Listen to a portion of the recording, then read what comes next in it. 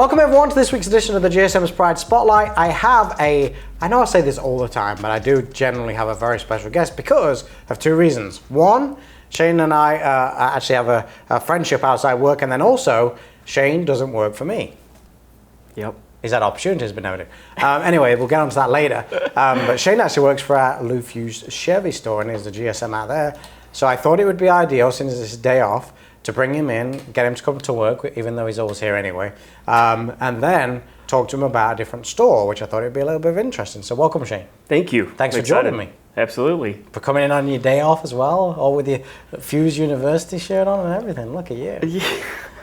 I'd use it as an opportunity to take the wife to lunch. I figured I'd get some brownie points for that one. Oh, that's how it's going to be. So Shane's wife, actually, Rachel, you've met on numerous occasions, actually works for me anyway. So obviously we know each other. But so how long have you been with Fusz? So I started with Fusz September of 2014. I started at the Kia store. I was there just under a year. Then I got the opportunity to go over to the Toyota store. And the Toyota store is where I spent most of my time. I was there for 2015 up until through last August when I got moved over to the Chevy store. Cool. Well, let me backpedal a little bit. Born and bred St. Louis? Yeah, my entire family's from St. Louis, St. Charles actually. My mom and dad met at St. Charles High School. My mom's parents, all my aunts and uncles, everyone graduated from St. Charles High School. My family's mom's side's been in St. Charles for So were you know, the age-old St. Louis saying, what high school did you go to? St. Charles High School. So where is that? I obviously know it's in St. Charles. It's kind of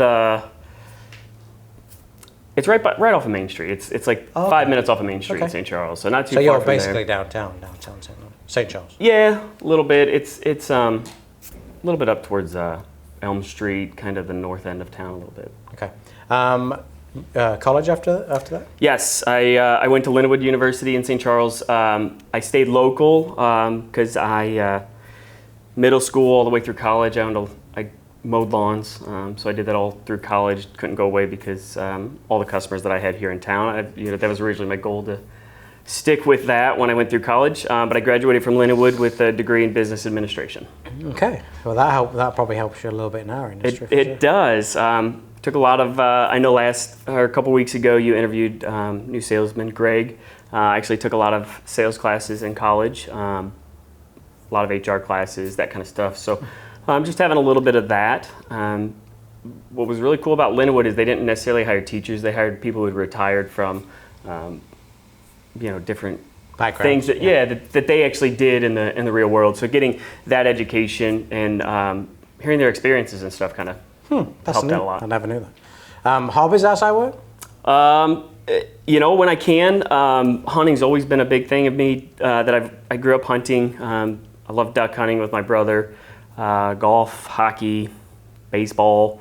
Spending time with the kids. So you're a very active person. And Try to be. Are you still cycling? As much as I can. It's been a little warm the past couple of weeks, so I haven't rode as much as I'd like. But as much as I can. And obviously, we already know from Rachel, 2 kids. 2 kids. Yeah. And we've talked many times about Grayson and Emma, so yes. we probably don't necessarily need to go into depth on that one. We've heard many stories.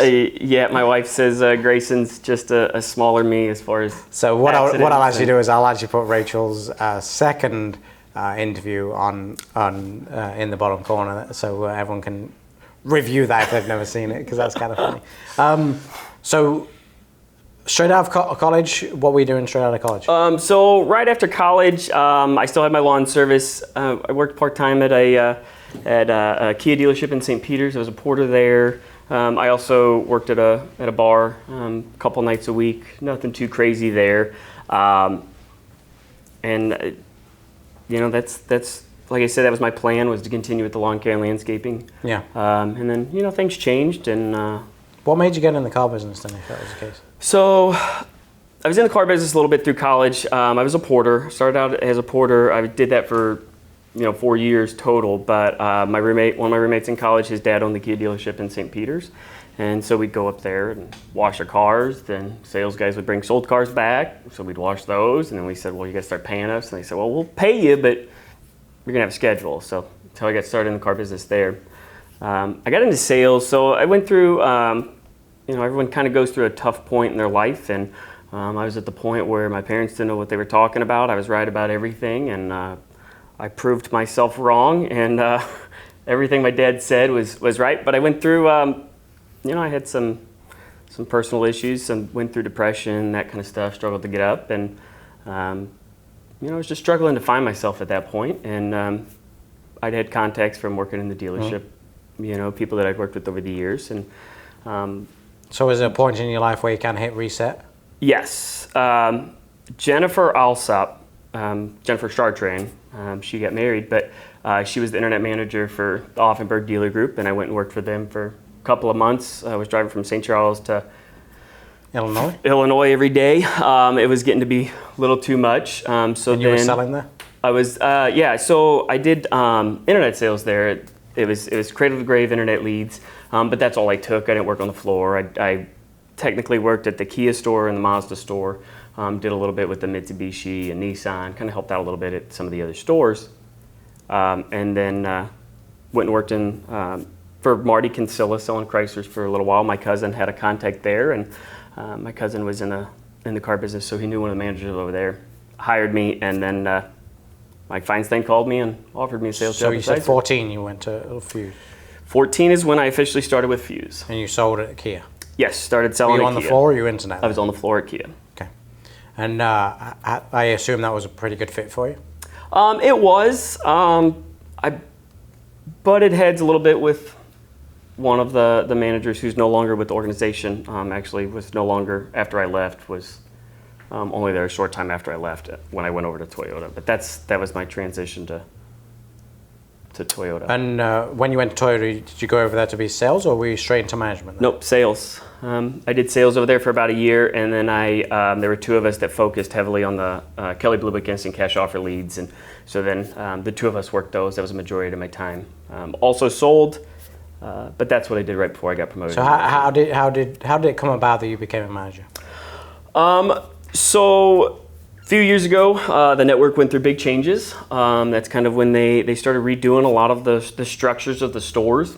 One of the managers that was in my store got promoted. Nathan, my general sales manager, got promoted to be GM. Chuck Church, who was the new car manager, became the GSM there. Then they brought me and another guy up to be desk managers, and that's kind of how I started there. And then, I took off with that, and I think I found great success with that, and I really enjoyed that. So let me touch on something. You said that you were going through a rough time in your life.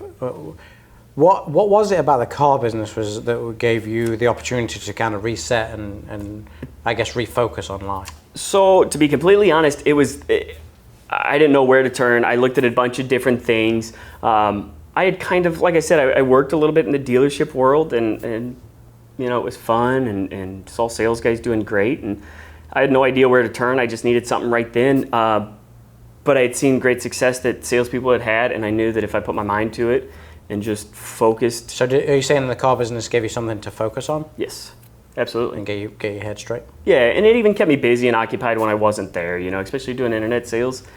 The internet never turns off. So. And I guess we can use the car business as the how you met your wife, correct, too? Yes, I did meet my wife in the car business before she was in the car business. Oh, before she was in the car business? I got her into the car business. So her dad was friends with the sales guy that I worked with at Marty Kinsella. Okay. They came in to see him. She was looking for a new vehicle. She was actually a bank teller. Wait a minute, time. You hit on a sale? Huh? You hit on a sale? It wasn't even my customer. I just waved. So not only that, it was not even your customer, and you still hit on someone else's sale, which is even worse. Yes. Yep. Now we know the secret, Shane. Yes. Yep. And you sneaky little thing. I'd say it worked out well, though. I don't think anyone's blaming me at this point. No, obviously it worked out well, but I'm saying that's a little sneaky, that is. Yeah, well, he was a nice guy. Him and I got along, so he understood. So let me ask you a question. Did you ask the dad if you could date his daughter or not? No. So it was just kind of I'm intrigued. How did this all go down? So they were sitting there, and then me and one of the desk managers were there talking about her and joking with the sales guy. And so then she handed me her business card, and you know, I had a couple beers one night, and I was like, you know what, I'm gonna text her, and I text her, and here we are. So what did Rachel do at that time? She was a bank teller for a small family-owned bank that started out of Sykeston. They moved up to the St. Louis area. So. Wow, you a little sneaky. Yeah. You're a cute little charmer. And now you got 2 kids, and how long you been married? We've been married for a little over 6 years now. Yeah. And together, what? 11. I was gonna say I was putting you in the spot there. Yeah, 11 years. You know what's crazy? That's how long Ashley and I have been together. Really? Yeah. Wow. Yeah, so. It was like June 15th, I think, is when we were official. Well, I guess the rest is all history, right? Yes. Yes, it is. And so let's talk about how did you transition over to Chevy? So Toyota made some moves in the store over there. They had the used car building was separate from the new car building. They kind of combined that, so there were a few extra managers. And Alexis, who's the general manager at the Chevy store, reached out to Nathan and said, you know, I'm looking for a GSM. Would it be all right if I talked to Shane about it? And Nathan's very, you know, really good. He's wants you to succeed, but he's open to letting you leave to be able to do that. He doesn't want to hold you back from bettering yourself. Yeah, and you and I have talked about that in the past, and you know, I saw it as a very good opportunity for a couple things. I'm learning a lot. It's a completely different animal going from Toyota to an American manufacturer. You know, working with Alexis, she is she's the first female general manager in the network. So getting the way that she sees things and that type of stuff, lots and lots of knowledge and seeing things from a different point of view than I have in the past. So I'm going to put you on the spot about something. Okay. So you had an opportunity to come work for me. I did. What was it about Chevy that took you that direction? So a couple of, you know, going to Chevy was definitely stepping out of my comfort zone a little bit more. I'd already had a pretty good relationship with several people here. You know, Steve I had known, as well as Corey, you know, so I knew a lot of those people. Going to Chevy kind of put me out of my comfort zone and really pushed my boundaries, as well as there's a lot of big personalities in that store. And I took it kind of as a challenge to be able to go in there and be successful at that store. Let me ask you this, and I've thought about this in the past for myself, so I'm just curious on your opinion of it. I've always found it easier to go to a store where no one really knows you, because then you can really stamp your philosophies, your goals, your personality without them already knowing what you're about. Was that part of your decision? You know, that was a little bit of it. You know, I did have things that we're not perfect, right? So we're always learning and always changing things and always trying to do things a little bit different way. And so I'd made mistakes at Toyota. And so being able to go over there and kind of, again, it's a little bit of a reset on it. Enough people in the network know me. They know the way that I do things.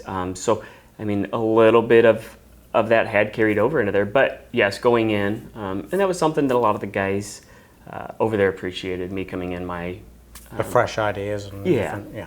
Yep. So what's the aspirations for the future? I think I've made this, you know, to Rachel, you and I have talked about it. I try to make my goals known to everybody.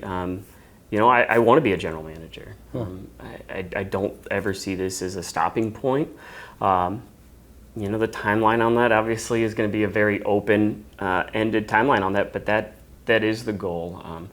It's discussions that Rachel and I have had. You know, we make the sacrifices, the crazy long hours that I work, not, you know, being stuck late, that kind of stuff, to hopefully be able to have a little bit more flexibility when the kids do get a little bit older. Well, the good thing is you work for the right group, because we're expanding, so those opportunities are going to come up.